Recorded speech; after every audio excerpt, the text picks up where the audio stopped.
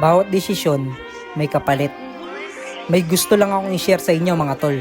Habang tumatanda ako, may isang bagay akong napagtanto. Lahat ng desisyon natin sa buhay may kapalit. Kapag pinili mong matulog ng mas mahaba, may oras kang mawawala.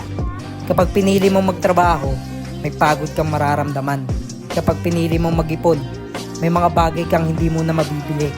At kapag pinili mong habulin ng pangarap mo, may mga sakripisyo kang kailangan tanggapin. Dati, akala ko may tamang desisyon at maling desisyon lang. Pero habang tumatagal, mas naiintindihan ko na halos lahat ng desisyon may kapalit. Ang tanong lang, handa ka bang tanggapin ang kapalit ng pinili mo? Mas madaling sabihin na gusto mong umasenso, pero handa ka bang gumising na maaga? Handa ka bang mapagod? Handa ka bang magsimula ulit kapag hindi na naging maayos ang unang plano? Ganun din sa buhay. Hindi pwedeng gusto natin ng resulta, pero ayaw natin ng proseso. Hindi pwedeng gusto natin ng tagumpay, pero takot tayong magsakripisyo. Kaya bago ka magreklamo sa sitwasyon mo, tanungin mo muna ang sarili mo. Ginagawa ko ba ang mga desisyong magpapalapit sa akin sa buhay na gusto ko? Kung oo, ipagpatuloy mo.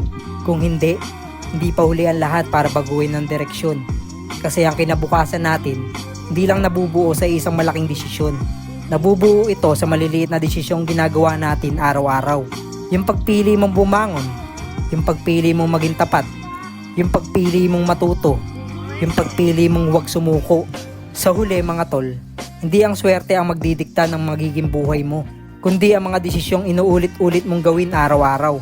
Maraming salamat sa pakikinig. Araw-araw hustlin.